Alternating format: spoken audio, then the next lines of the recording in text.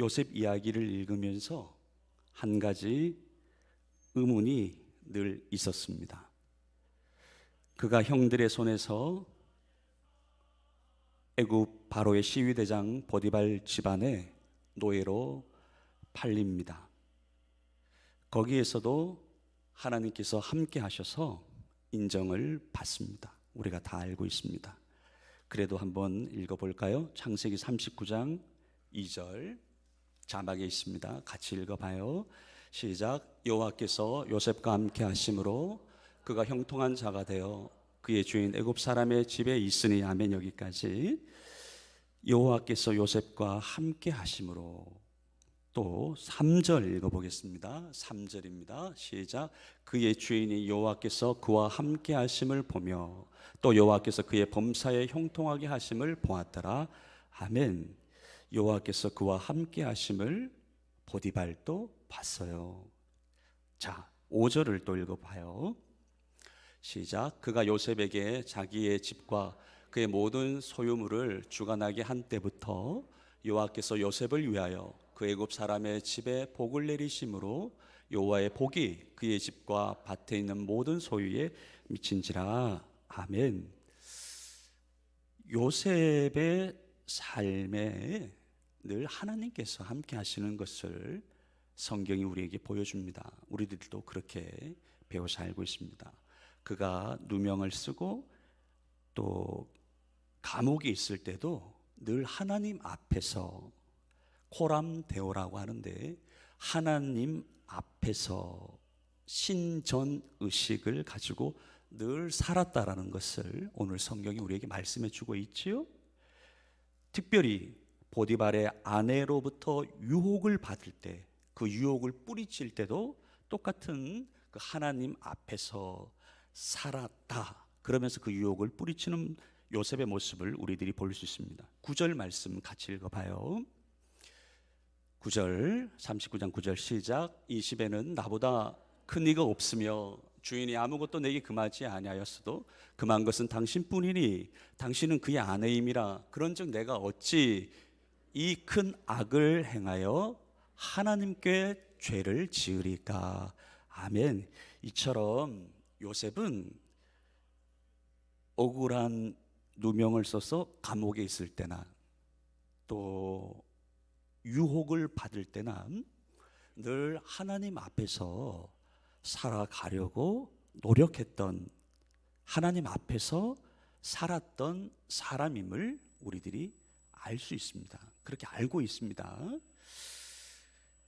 그런데 이처럼 늘 신전의식, 하나님 앞에서 살려고 노력했던 요셉의 삶 가운데에서 이해가 되지 않는 행동을 하나 보게 되는 것이죠.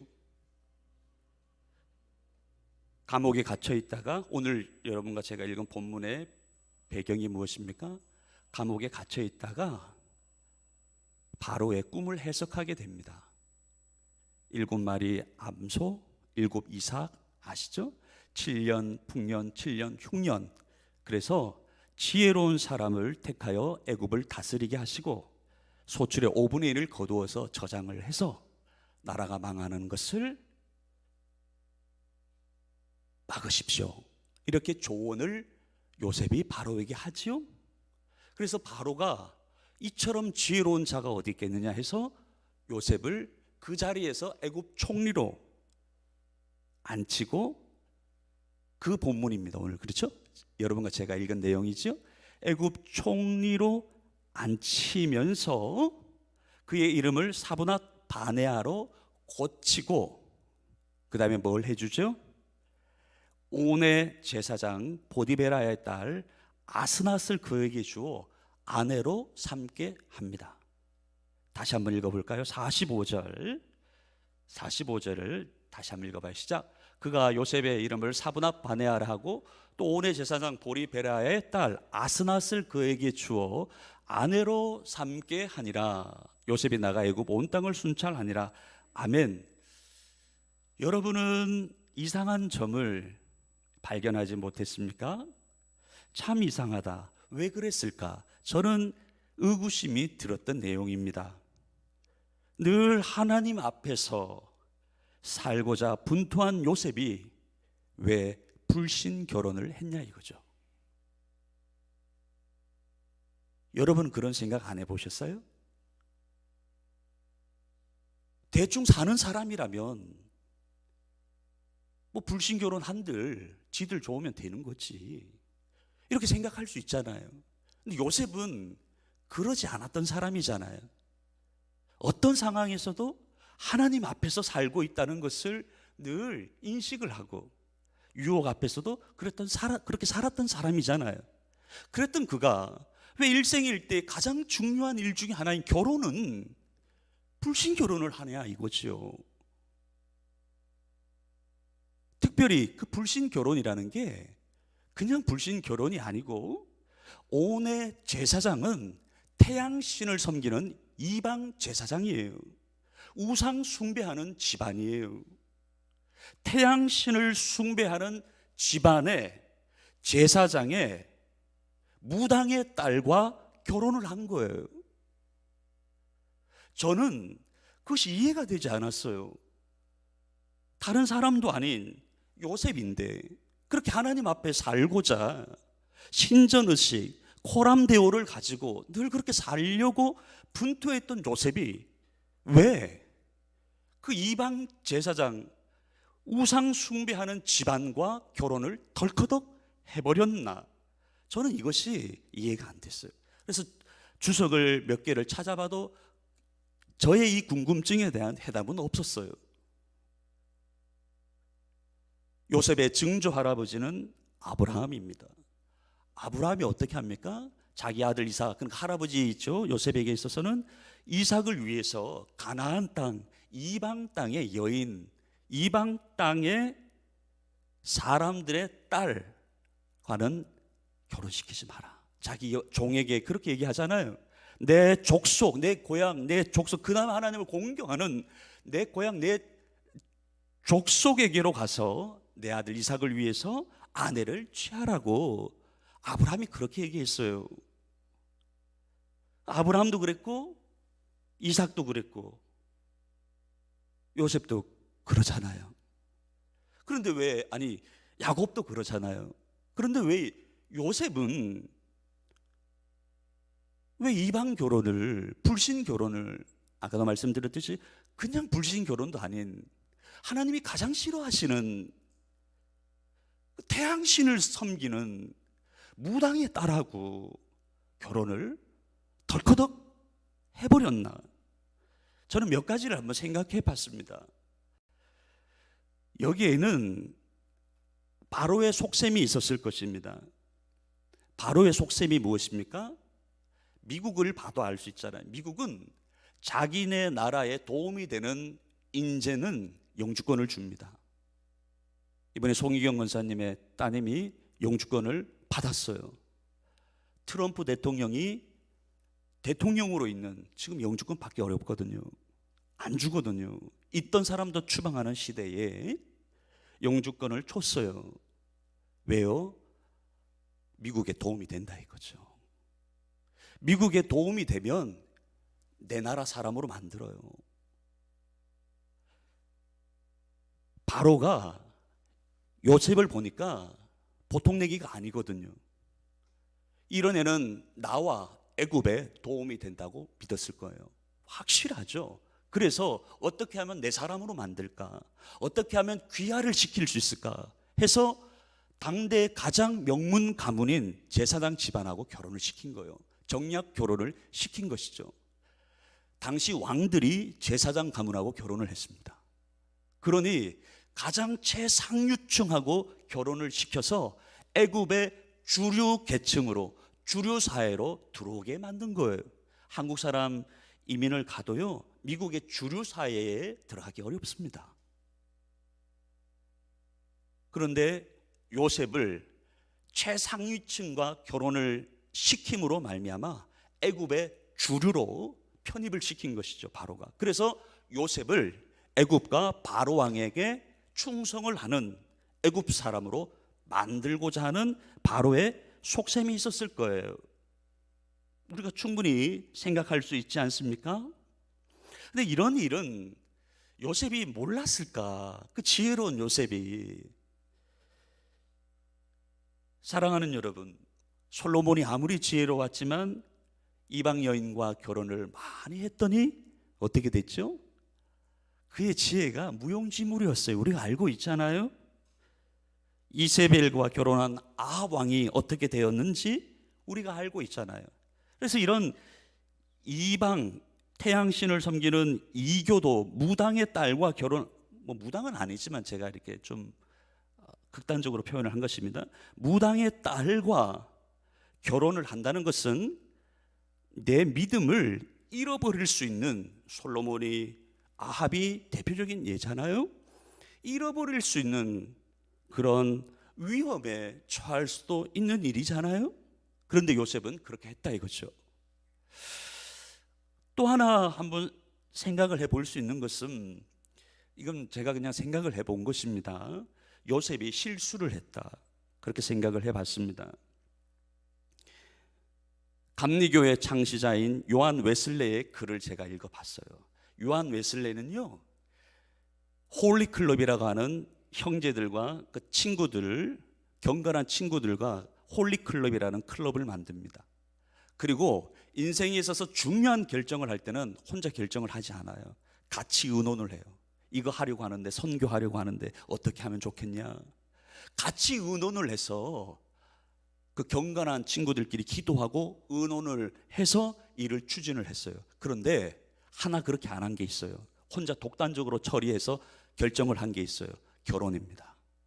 요한 웨슬레의, 감리교 창시자 요한 웨슬리의 결혼은 가장 실패한 결혼이라고 얘기를 합니다. 신방 다녀온 요한 웨슬리의 머리끄덩이를 사모님이 막 쥐고 흔들었으니까요.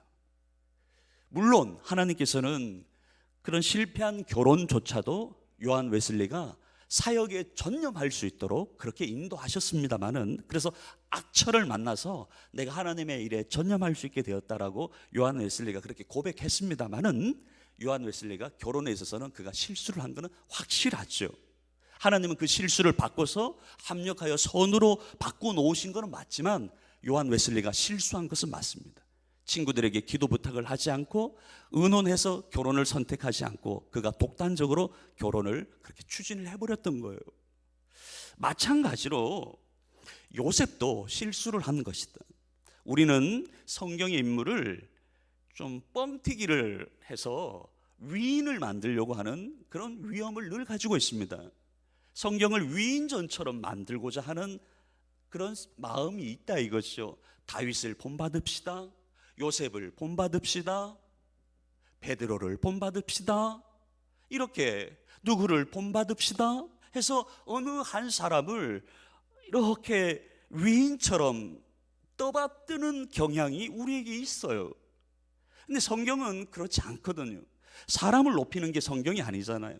사람은 죽은 흙과 같은 존재고 먼지와 티끌과 같은 존재고, 그런 먼지와 티끌들인 인간들을 통해서 하나님께서 어떻게 구원 역사를 이루어 가시는가. 그래서 하나님을 높이는 게 성경이지, 사람을 높이고 그 사람을 닮아가자라고, 물론 성경에 그런 내용이 없다는 게 아니지만 성경의 주된 목적은 사람을 높이는 게 아니지 않습니까?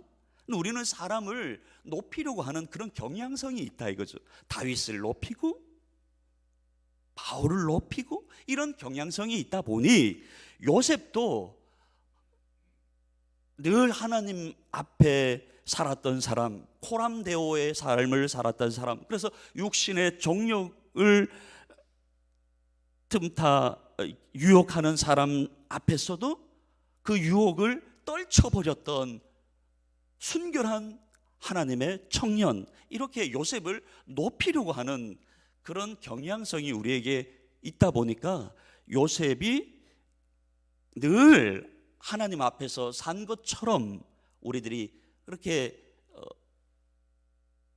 해석을 해버리는 거죠. 그런데 요셉도 죄인 아닙니까? 요셉이 완전할 수 있나요? 아니잖아요. 요셉이 결혼에 있어서는 실수를 한 거예요. 그 당대 최고의 지배자, 황제보다 더한 죽여 살려 손끝 하나로 할 수 있는 세계 최고의 지배자가 바로가 중매를 했습니다. 그걸 거절할 수 있겠습니까? 최고의 명문 가문입니다. 아마 예뻤겠죠, 아스나시 안 봐도. 그러니까 요셉이 감히 거절을 못하고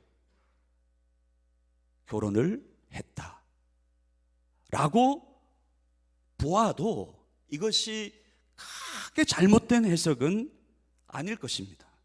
왜? 요셉도 죄인이니까. 존 웨슬리도 실수를 한다면, 그래서 결혼에 있어서 실패를 했다면, 물론 하나님은 그 실패한 결혼도 합력하여 선으로 바꾸셨습니다마는 요셉도 결혼에 있어서는 실수를 한 것이라고 볼 수도 있지 않을까, 그렇게 해석을 해보는 것이죠.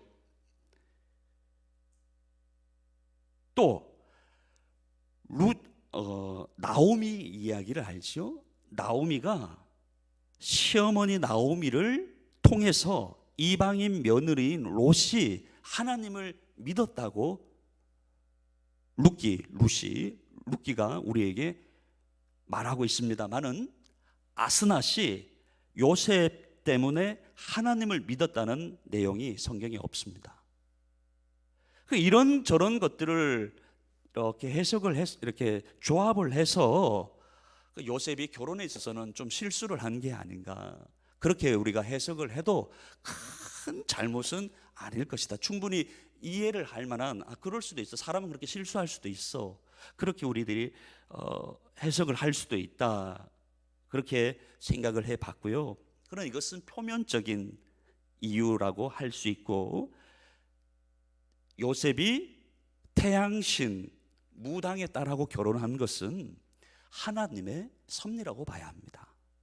하나님의 허락, 하나님의 허용, 하나님의 계획 가운데서 이루어진 일이라고 할 수 있습니다. 하나님께서는 아브라함을 통해서, 한 사람을 통해서 한 가족을 구원하시고, 한 가족을 통해서 한 국가를 구원하시고, 한 국가를 통해서 세계 모든 민족이 구원받게 하시려는 마스터 플랜을 가지고 계셨습니다.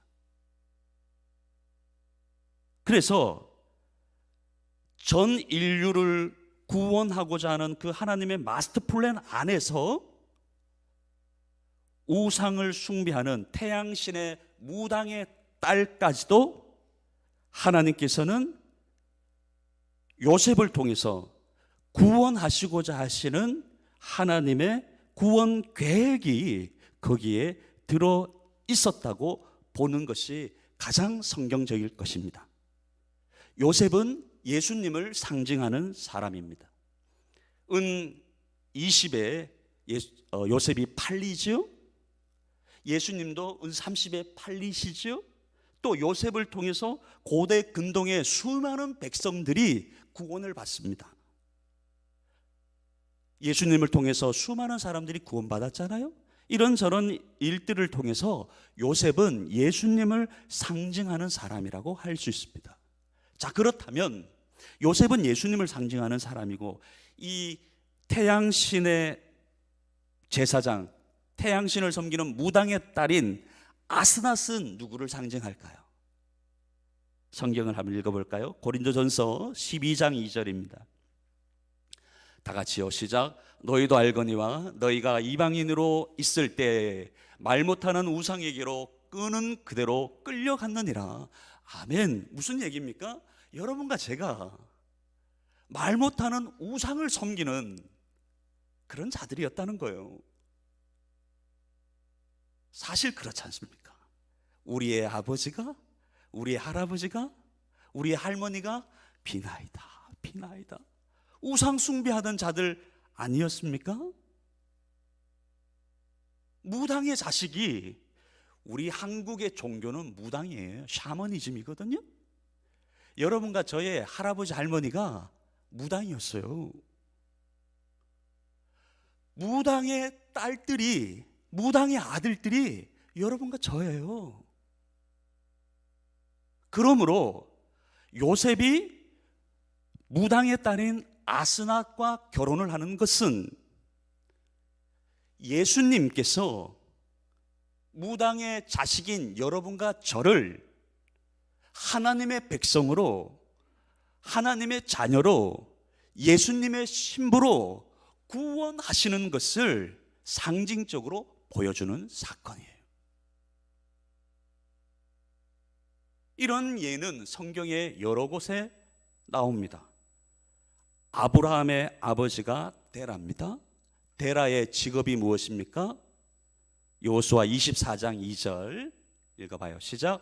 여호수아가 모든 백성에게 이르되 이스라엘의 하나님 여호와께서 이같이 말씀하시기를 옛적에 너희의 조상들 곧 아브라함의 아버지 나홀의 아버지 데라가 강 저쪽에 거주하여 어떻게 해요?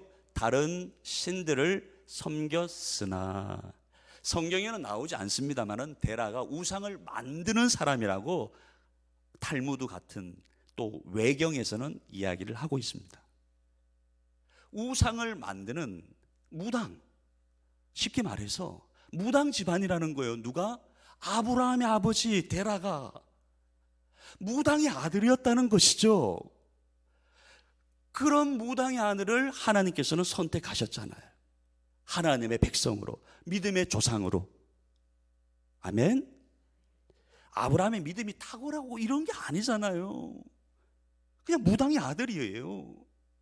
그런 아브라함을 하나님께서 선택하셔서 인류 구원의 마스터 플랜을 가지시고 무당의 아들을 선택을 하신 것이죠.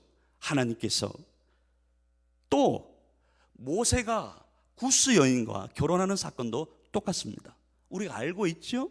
출애굽할 때 모세가 후처로 구스 여인, 아프리카, 이디오피아 흑인 여인과 결혼을 합니다.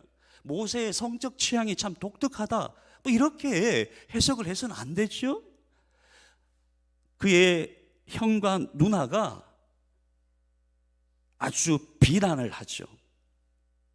네가 선민 이스라엘 백성들 또 수두룩한데, 이스라엘 여인들이 수두룩한데 어떻게 흑인하고 결혼하냐, 막 이렇게 비난을 했다가 하나님께서 누구 편을 드시죠? 모세 편을 드십니다. 어떻게 된지는 우리가 다 알지요. 하나님께서 모세는 내 온 집에 충성되다, 오히려 그런 말씀을 하셨습니다. 그것은 출애굽한 이스라엘 백성들, 하나님의 백성들은 이방인들도 하나님의 백성이 될 수 있다. 하나님께서는 이방인도 하나님의 백성 삼으신다는 것을 보여주기 위해서 모세가 구스연하고 결혼한 거예요. 그 하나님의 그 구원의 마스터 플랜을 보여주신 것이죠. 하나님은 흑인, 그런 무당의 자식도 선택하셔서 하나님의 백성 만드실 수 있다, 복의 근원 되게 하신다, 그만큼 하나님은 전능하신 분이시다 라는 것을 드러내기 위해서 모세가 구스 여인하고 결혼을 했던 것입니다. 이 모든 일들을 통해서 해석을 하자면 요셉이 왜 무당의 딸인 아스낫과 결혼했는지 이해가 되시죠? 요셉이 무당의 딸인 아스낫과 결혼을 한 것은 예수님께서 무당의 아들과 딸인 샤머니즘을 숭배했던 조상을 둔 여러분과 저를 예수님의 신부로 삼아 주실 것을 상징적으로 보여주는 거예요. 그것이 하나님의 마스터 플랜, 구원의 마스터 플랜이었어요. 그렇게 내가 할 거다 라는 것을 미리 맛보기로 보여주신 사건이 요셉이 무당의 딸하고 결혼하는 사건입니다. 말씀을 맺습니다. 하나님의 은혜는 논리를 넘어섭니다. 높은 데 올라가지 마라. 높은 데 올라가서 놀다가 떨어지면 다친다. 부모가 수도 없이 얘기를 해도 아이는 높은 데 올라가서 놉니다. 청개구리 기질이 있으니까 그렇겠죠. 아담의 피가 흐르고 있으니까 그렇겠죠. 그 높은 데 올라가서 놀다가 떨어져서 머리가 깨져서 피가 철철 흐르고 있습니다. 그러면 사랑이 없는 사람은 고소하다, 부모 말 안 듣더니 잘 됐다, 그렇게 얘기할지 모르지만 사랑하는 어머니는 그런 얘기 하지 않아요. 왜 엄마 말 안 들었냐, 왜 불순종했느냐, 그래서 그런 거야, 이런 얘기 합니까? 하지 않아요. 그냥 달려가서 싸매는 거예요. 사랑 앞에서 논리는 접히는 거예요. 사랑 앞에서 율법은 접히는 것입니다. 하나님께서 요셉을 무당의 딸, 자꾸 무당해서 죄송합니다만은 그 온의 제사장, 그렇죠? 보디베라의 딸과 결혼을 허락하신 것은 그런 의미인 것입니다. 하나님의 사랑 앞에 논리가 접히는 것입니다. 창세기 49장 22절을 보겠습니다. 다 같이요. 요셉은 무성한 가지 곧 샘 곁에 무성한 가지라, 그 가지가 땀을 넘었도다. 아멘. 이게 하나님의 구원의 마스터 플랜이거든요. 요셉이 나오지요. 요셉은 무성한 가지 샘 곁에 가지다. 근데 뭘? 담을 넘었다 그래요. 담은 이스라엘과 이방인을 구분하는 장벽과 같은 거예요. 울타리예요. 그런데 복음은, 하나님의 사랑은 그 울타리를, 담을 넘는 것이죠. 유대 민족이라고 하는 그 혈통을 넘는 것입니다. 그가 무당의 자식이라도 관계없어요. 하나님의 사랑은 무당의 자식까지도 구원하실 수 있는 것입니다. 사랑하는 여러분, 여러분과 제가 그런 사랑을 받았습니다. 샤머니즘을 숭배했던 우리 할아버지, 할머니, 하나님께서는 그런 샤머니즘을 숭배했던 조상을 둔, 부모를 둔 여러분과 저를 예수 그리스도의 신부가 되게 해 주셨습니다.